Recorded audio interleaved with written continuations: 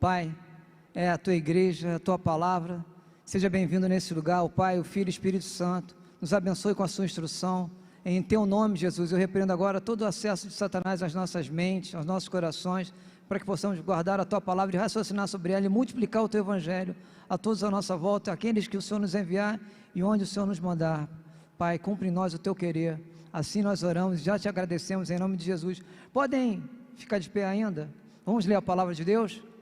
Sagrada Escritura declara na carta de Pedro, a segunda carta de Pedro, capítulo 2, a partir do primeiro versículo, diz o seguinte: no passado, surgiram falsos profetas no meio do povo, como também surgirão entre vocês falsos mestres. Estes introduzirão secretamente heresias destruidoras, chegando a negar o soberano que os resgatou, trazendo sobre si repentina destruição. Muitos seguirão os caminhos vergonhosos desses homens, e por causa deles será difamado o caminho da verdade. Em sua cobiça, tais mestres os explorarão com ilusórias, com histórias que inventaram. Há muito tempo, a sua condenação paira sobre eles, e a sua destruição não tarda. Pode sentar, igreja. Estamos em guerra? Quem concorda com essa declaração? Levanta a mão. Mas alguém aqui pode me dizer contra quem estamos lutando? Quem são os nossos inimigos? Quais são as armas que nós estamos guerreando? Que guerra é essa que a gente está travando? Alguém pode me dizer? Ah, já sei. É a guerra contra a pandemia? É a guerra contra a cobiça? É a guerra contra a corrupção? É a guerra contra a violência? É a guerra contra a libertinagem, contra as heresias, contra as fobias? Que guerra é essa que nós estamos travando? A guerra está declarada, senhores. E essa guerra que nós estamos travando é uma guerra contra a mentira, é a guerra pela verdade. Muito tem se dito sobre o Evangelho de Deus, que não é o Evangelho de Deus na realidade, pregando fábulas, histórias. O fato é que a gente está sendo levado por uma camada de histórias e mentiras. O objetivo de Satanás continua o mesmo desde sempre: nos tirar do lugar seguro que são os braços de Deus através da Sagrada Escritura e nos levar para um lugar de vulnerabilidade, que é a palavra de Deus, os nossos desejos, os nossos anseios, as nossas vontades.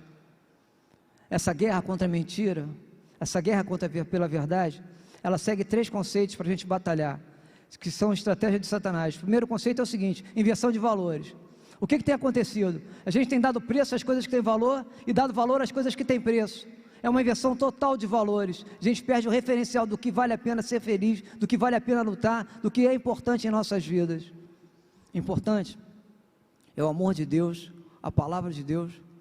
Qual é outro conceito que Satanás tenta impor em nossas mentes e nossos corações? É o relativismo, trazendo para nós a informação de que o pecado é relativo. Irmãos, o pecado não é relativo, o inferno não é relativo, a condenação não é relativa. O pecado continua sendo pecado nesse tempo e em qualquer outro tempo. Essa questão de relativismo não existe na nossa vida cristã. O outro conceito que Satanás tenta impor nas nossas mentes é o seguinte: é a permissividade. A gente tem sido forçado, induzido a tolerar qualquer coisa. Não, é permitido sim. Não, eu posso ir para um barzinho, tomar umas e outras, depois ir para a igreja, estou cumprindo o meu procedimento de cristão, estou indo ao culto.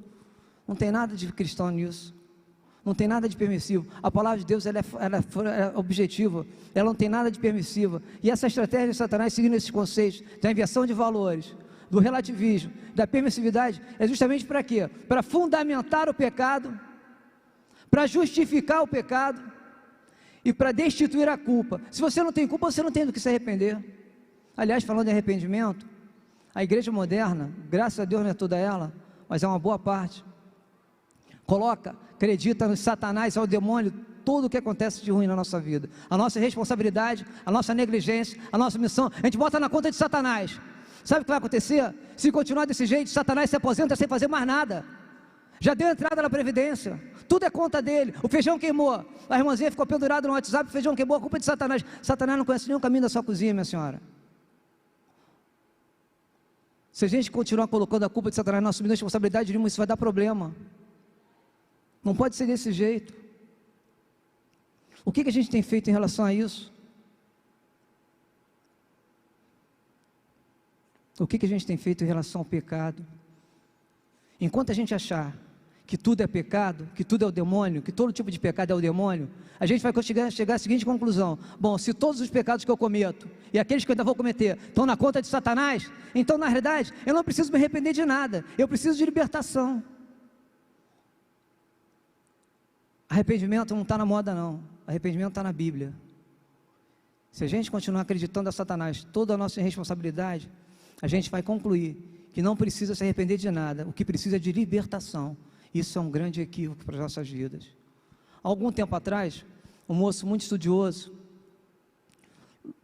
um discípulo da verdade, um homem que confrontou as mentiras, lutou pela verdade, disse o seguinte: a paz, se possível, mas a verdade a qualquer preço.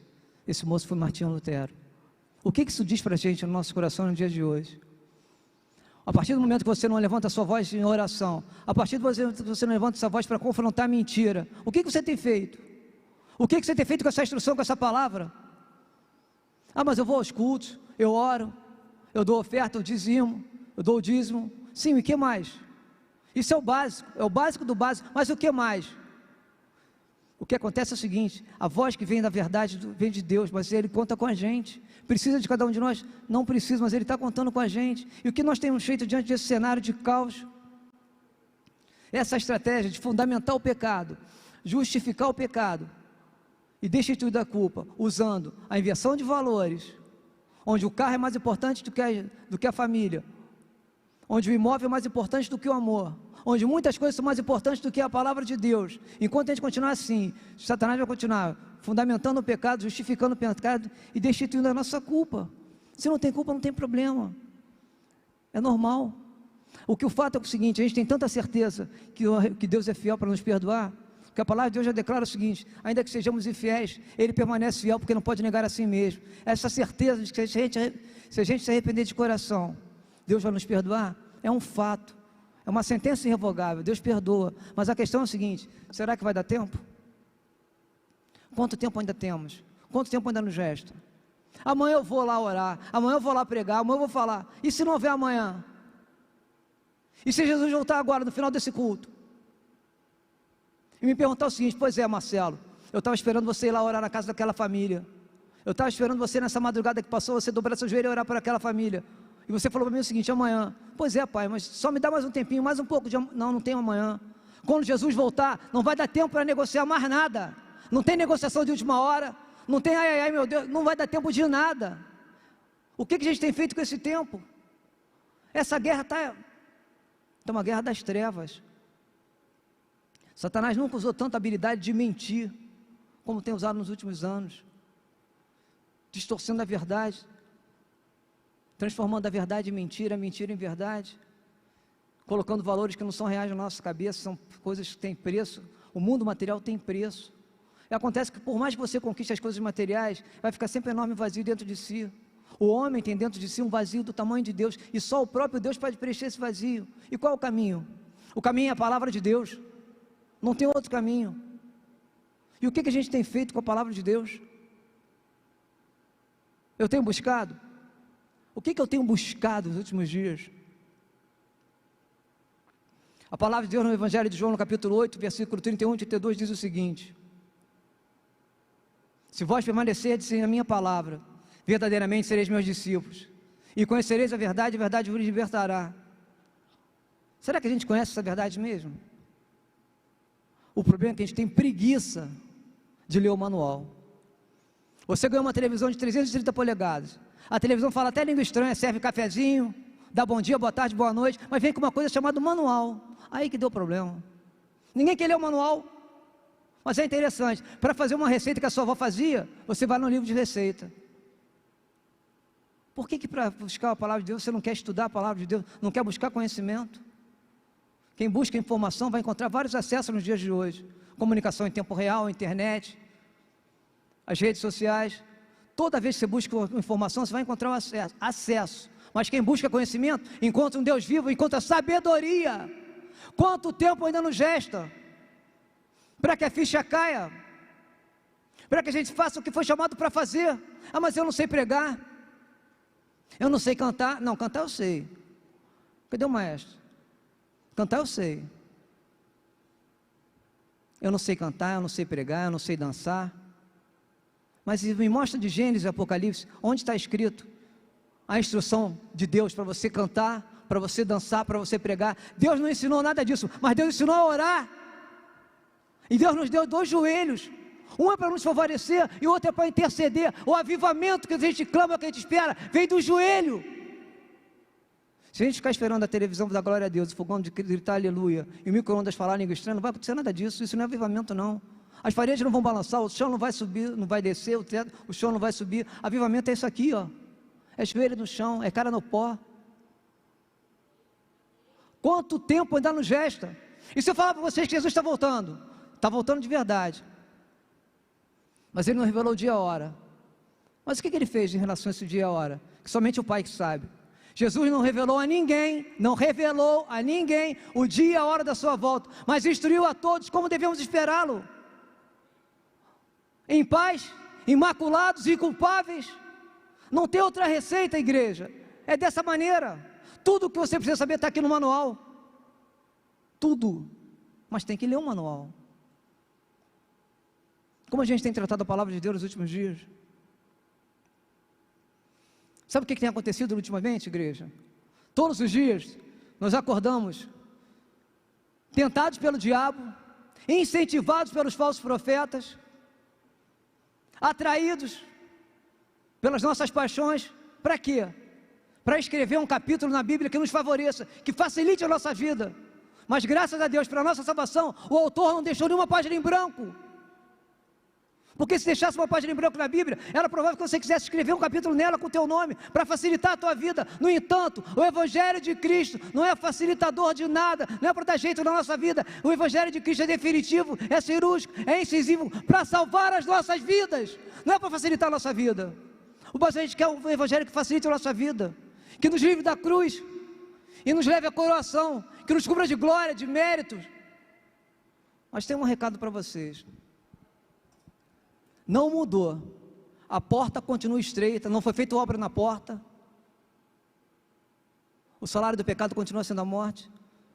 Ah, mas a pandemia, pecado é pecado, com pandemia ou sem pandemia? Amanhã eu me arrependo, amanhã eu mudo, e se não houver amanhã?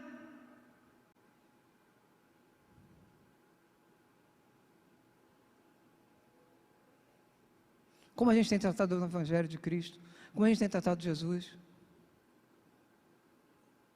Às vezes a nossa euforia nos leva a um estado tão grande, que a gente acha que está exaltando o nome de Deus e não está exaltando a si mesmo. E isso nos leva cada vez mais para dentro de nós e para longe de Deus. Por quê? A gente não está seguindo o manual de instrução.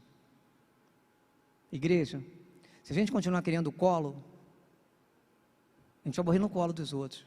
Mas se a gente buscar a instrução nesse Deus, a gente vai ter colo, instrução e salvação. É saber escolher. E o que a gente está precisando? Nesse momento, o que você está precisando? A gente tem buscado muito conforto da revelação. O que é esse conforto da revelação? É buscar aqueles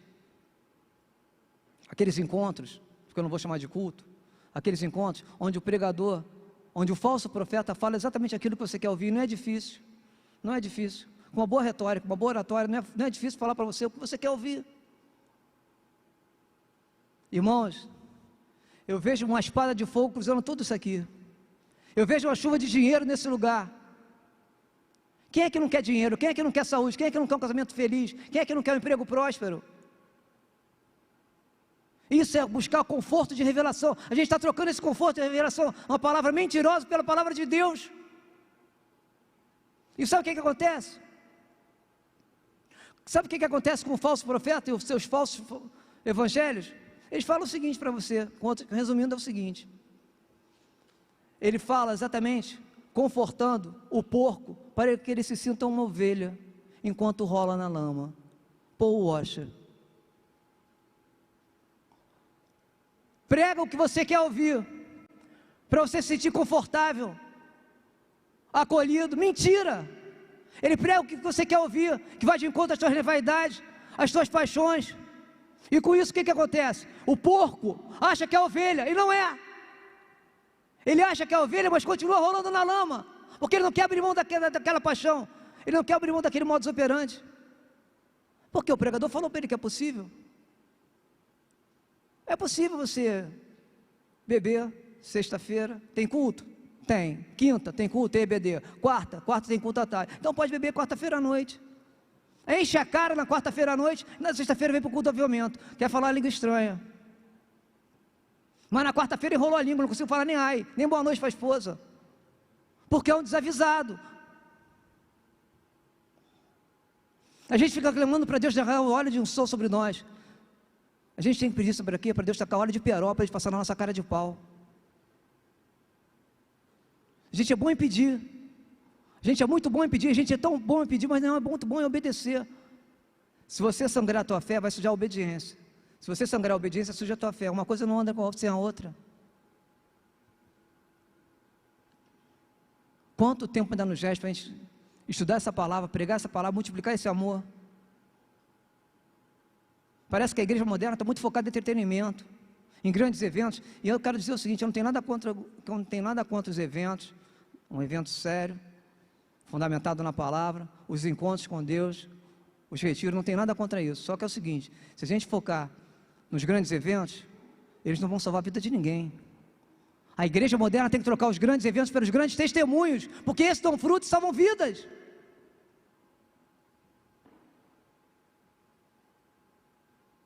O que a gente tem feito com a nossa fé? Eu creio no poder de Deus, eu creio no amor de Deus, eu creio no caráter de Deus, eu creio na palavra de Deus, mas espera aí. Eu creio, mas não me submeto a Ele. Por quê? Pastor, porque eu tenho certeza que na vida do seu João Ele faz. Deus tem poder, Deus tem caráter, Deus honra a sua palavra, mas comigo, sempre que eu chego na vez, eu vou para o final da fila. Isso é uma desculpa para você não servir a Deus, não ter relacionamento com Ele. É a mesma coisa que você falar o seguinte, para que eu tenho que falar com Deus o que eu quero, o que eu necessito? Ele sabe todas as coisas, Ele é onisciente. Isso é uma vergonha. Isso é uma desculpa para não ter relacionamento com Deus. Deus perguntou ao cego, o que você quer que eu te faça? E o cego falou, quero enxergar. Relacionamento é feito assim, você fala, alguém ouve, você fala, e vice-versa. Será que Deus morreu naquela cruz para quê? Para te dar uma casa própria? Te dar um carro do ano? Te dar um casamento feliz?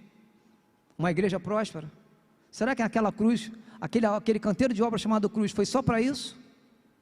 Não, não foi. Foi para ter um relacionamento com você. E eu tenho certeza que tudo que Ele fez naquele lugar, Ele faria de novo se fosse preciso, por amor. Até onde nós iremos por amor à palavra de Deus? Até onde nós somos capazes de chegar por amor à palavra de Deus? Se é continuarmos falando para quem não quer ouvir, ouvindo quem não tem nada para dizer, e continuar buscando essas revelações, sabe o que acontece? A gente vai ficar vulnerável. A gente está buscando, sabe o que? Todos os dias, tomando veneno num cálice, todo dia toma um pouquinho de veneno, ouvindo o falso profeta, os falsos evangelhos, quando deveria estar se alimentando da palavra de Deus. Aí sabe o que acontece? Nos transformamos em cegos, pulando, dançando e andando, correndo na beirada do abismo. E a melhor maneira de não cair no abismo é não andar na beirada.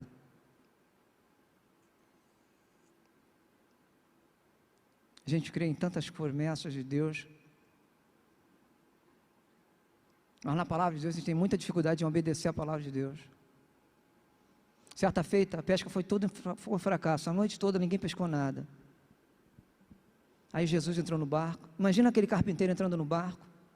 Imagina o olhar dos pescadores. O carpinteiro está entrando no barco, nessa manhã, todo mundo cansado, lavando as redes, já tinham desistido.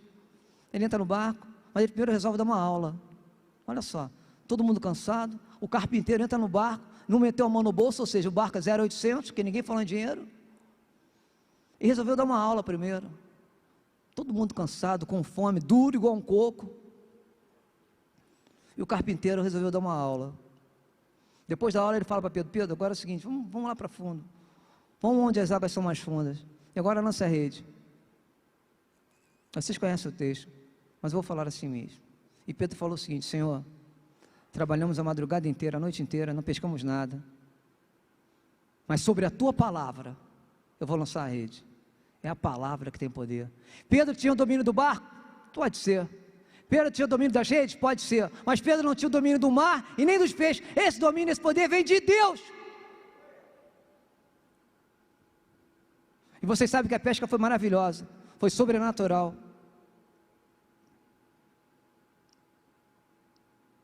Mas tem que acreditar na palavra de Deus o tempo inteiro, 100%. Temos sido seduzidos pelos falsos profetas, porque eles falam exatamente aquilo que nós queremos ouvir. Massageia o nosso ego, nos conforta. É como se eles nos carregassem no colo, os falsos profetas. E com muito jeito vai nos levando, até que nos coloca na porta do quinto dos infernos. E bate na porta. Está entregue a encomenda. Aí Satanás fala assim: valeu, muito obrigado, mais um. Recebe aí. A gente quer falar do céu, mas o inferno é real. Tão real quanto o céu. A gente quer o mel da abelha, mas não quer o ferrão. A gente não quer buscar, a gente não quer ajoelhar, a gente não quer orar, a gente não quer obedecer.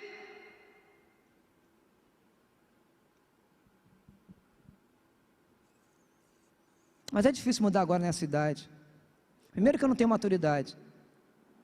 Nem falar de maturidade. Eu tenho pouca idade. Que pouca idade? Jeremias, Daniel, Maria, pouca idade. Não, eu já tenho idade demais. E Abraão? Aquele bom Senhor. O que acontece é que muitos de nós têm aberto as suas Bíblias para buscar erros nas traduções, erros nas versões, erro na palavra de Deus. Quando se andasse com a Bíblia aberta e buscasse conhecimento através da palavra de Deus e encontrar, sabe o que? O caminho para a correção do erro, porque o erro está em nós, o erro não está na palavra, a palavra é infalível, a palavra é uma sentença irrevogável. Haja luz e houve luz e ponto final. A gente anda ocupado demais, cansado demais, autossuficiente demais, arrogante demais, e com tempo de menos para adorar a Deus, para conversar com o Senhor. Ainda na segunda carta de Pedro, no capítulo 2, versículo 17, diz o seguinte, sobre os falsos profetas: esses homens são fontes sem água e névoas impelidas pela tempestade. A escuridão das trevas lhes está reservada. Sabe o que significa essas fontes sem água? Não tem nada para dar. Duro igual um coco, seco. Esses homens são sequidão pura. Névoas impelidas pela tempestade é o seguinte: é nuvens sem chuva, sem água. Não rega nada, não vai servir para nada. Vamos continuar o texto. Pois eles, com as palavras de vaidosa arrogância e provocando os desejos libertinos da carne, seduzem os que estão quase conseguindo fugir daqueles que vivem no erro. Salomão já escreveu no seu livro de Provérbios o seguinte: eles estão caminhando com as pernas trêmulas para a matança, eles estão caminhando com as pernas para a morte, eles continuam caminhando. Sabe quantas pessoas estão morrendo por dia sem nunca ouvir falar em nome de Jesus? Sabe por quê? Porque eu estou ocupado demais. Porque choveu, eu sou de papel, não posso pegar chuva.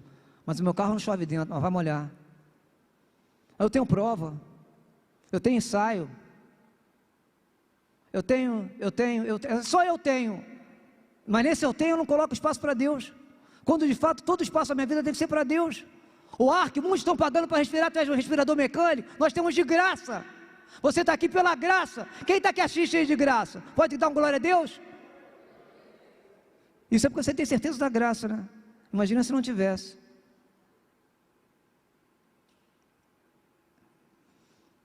Se a gente continuar buscando conforto da revelação, de novo, parando para ouvir quem não tem nada para falar, falando para quem não tem que, para a gente não tem que dar ouvido, e fazendo o que nos mandam fazer equivocadamente, cada vez mais a gente vai gerar novos falsos profetas. São como ratos, se multiplicam com a velocidade da luz. Por quê? Porque tem alguém para parar para ouvir. Porque se não tem ninguém para ouvir, ele vai pregar para quem?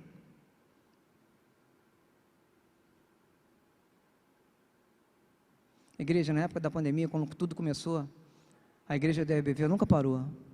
E a gente pregava para as cadeiras, através do acesso online. Vocês não têm ideia de como é que é doído você ministrar olhando todos esses lugares vazios. Eu estou falando isso para você dar importância a você estar sentado nesse lugar hoje aqui. Muitos gostariam de estar onde você está hoje, mas não vão estar nunca mais, porque morreram, porque estão no hospital, no leito de uma cama em casa. No leito de uma cama é ótimo, no leito em casa. Nós somos privilegiados, sem merecer absolutamente nada. E o pior é que a gente acha que merece alguma coisa. Mas e as revelações? Elas não virão? Se Deus quiser, vem, mas está tudo aqui escrito.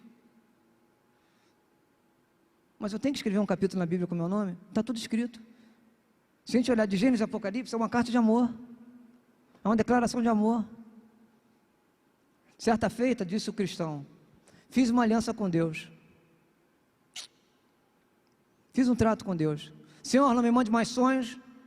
Senhor, não me mande mais anjos. Não me mande mais revelações, porque eu estou satisfeito com o dom da Escritura. Tudo que eu preciso saber para os dias de hoje está aqui na Escritura, só na Escritura. E tudo que eu preciso saber para os dias que virão está na Escritura. Tudo que você precisa saber está aqui, meu filho. Tudo sobre os dias de hoje, sobre os dias que virão, está aqui só na Escritura. Disse Martinho Lutero. Qual é a dificuldade que você tem de entender isso? Você vai esperar o que acontecer para entender isso? Para colocar isso na tua cabeça, colocar isso no coração e praticar essa palavra?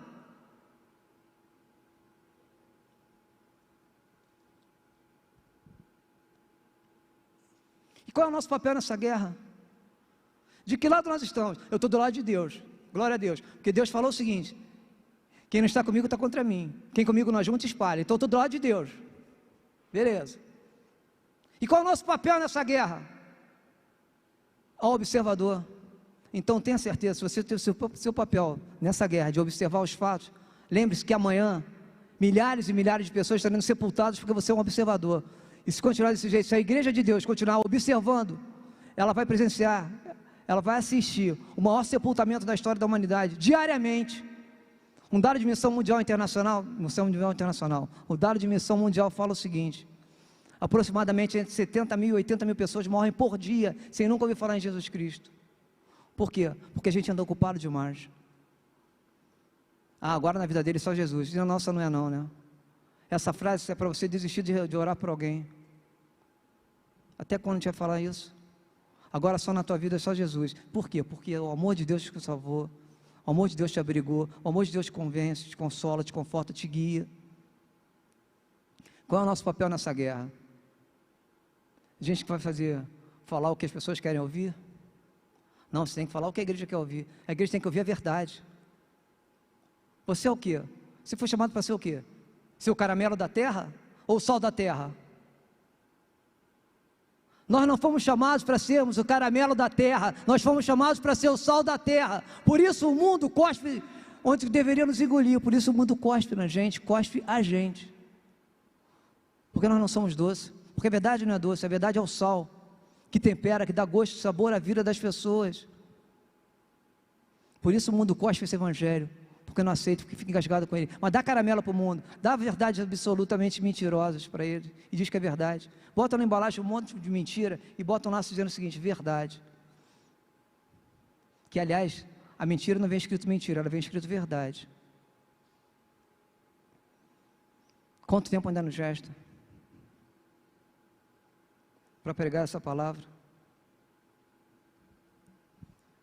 Como esperar a volta de Jesus? Como esperar por esse dia tão inesperado?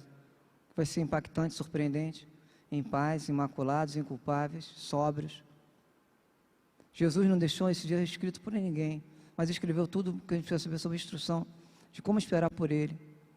Eu quero encerrar com um pensamento que fala da maneira que a gente tem que se comportar, da maneira como a gente tem que estar pronto para esperar a volta de Jesus. Da seguinte forma: vivam como se Jesus tivesse morrido ontem. Vivam como se Jesus tivesse ressuscitado hoje. E vivam como se Jesus fosse voltar amanhã. Essa é a receita do bolo. Melhor do que isso, só obedecer. Martinho Lutero. A minha oração pela igreja hoje especialmente, é para que a igreja seja despertada desse sono, da negligência, da preguiça, inclusive eu, da omissão, daquele negócio, deixa que amanhã eu vou, deixa que fulano faz. Eu quero orar por vocês e por mim também, para que sejamos o sal da terra, não o caramelo da terra. A gente não está aqui para dar cara espiritual em ninguém. A gente está aqui para salgar, para temperar a vida das pessoas, influenciar as pessoas através da palavra de Deus. Nós não somos influenciadores digitais, nós somos influenciadores espirituais, fundamentados nessa palavra, só na Escritura. Não precisa nada mais do que isso. Não precisa de anjo, de revelação, de teto balançar, parede tremer, não precisa nada, só precisamos da palavra de Deus. Eu queria que a igreja se colocasse de pé, por favor. Vamos orar. Você que está em casa, se puder, coloque-se de pé para orar. Lança sobre Deus agora toda a tua ansiedade. Ele tem cuidado de cada um de nós aqui. Que Deus nos dê ainda um pouco mais de tempo para fazer o que fomos chamados para fazer. Fazer a obra do Senhor como servo, como filho de Deus. Senhor, perdão pela nossa negligência, pela nossa omissão, pela nossa preguiça em pregar a Tua palavra, em declarar o Teu amor, em testificar de Ti, Senhor, em salvar vidas. Perdoa as nossas lágrimas, perdoa o nosso medo, perdoa aquelas noites de sono em que ficamos com medo do dia seguinte, Pai. Pai, visita cada família aqui representada de maneira especial. Que tudo que o Senhor nos deu de comer aqui essa noite seja multiplicado ao longo da caminhada da semana, do mês, do ano, nas nossas vidas, nas vidas daqueles que estão à nossa volta. Senhor, alcança essas famílias que estão em casa, participando desse culto, celebrando a Tua vida, Senhor, na vida delas. Nós não sabemos quando o Senhor volta, mas sabemos como te esperar, Senhor. Vamos te esperar como filhos e filhas de Deus, como servos e servas de Deus. Senhor, derrama sobre nós a unção dobrada do Teu Espírito, para fazer a Tua vontade, para te obedecer. Nos mantenha cobertos com o Teu sangue, guardados com Teus anjos. Desperta-nos, Senhor. Senhor, por favor, essa noite, mais do que nunca, desperta-nos, porque senão, do contrário, nós vamos dormir o sono da morte, Senhor. Por favor, Pai, nos ensine o que nós precisamos aprender para poder ensinar, Pai. Faz mais uma vez como o Senhor tem feito ao longo da humanidade. Dá-nos um pouco mais de tempo para fazer a Tua vontade, Pai. Abençoe cada um de nós. Nos dê coragem, dê um espírito resignado para fazer a Tua vontade, para não desistir no meio da caminhada. Nós sabemos, Senhor, que o número de pessoas que fracassam é muito maior do que o número de pessoas que deixam de viver a sua vida. Não nos deixe desistir, Paizinho, por favor, Senhor. Se alguém entre nós que ficou enfermo essa noite, seja curado. Libera essa palavra de cura aqui dentro essa noite, nesses lares, Senhor. Se houver alguém oprimido, cativo, Senhor, seja derramada essa palavra de libertação sobre eles, em nome de Jesus, Pai. Tira-nos toda a dúvida do nosso coração, da nossa mente. Livra-nos do falso profeta, dos falsos evangelhos, Senhor. Cumpre em nós o Teu querer, Pai. Maranata, ora vem, Senhor Jesus, e nos leve de volta para a Tua casa, para a nossa casa. Essa é a oração que nós fazemos, já te agradecemos, em nome de Jesus. Amém, amém, igreja.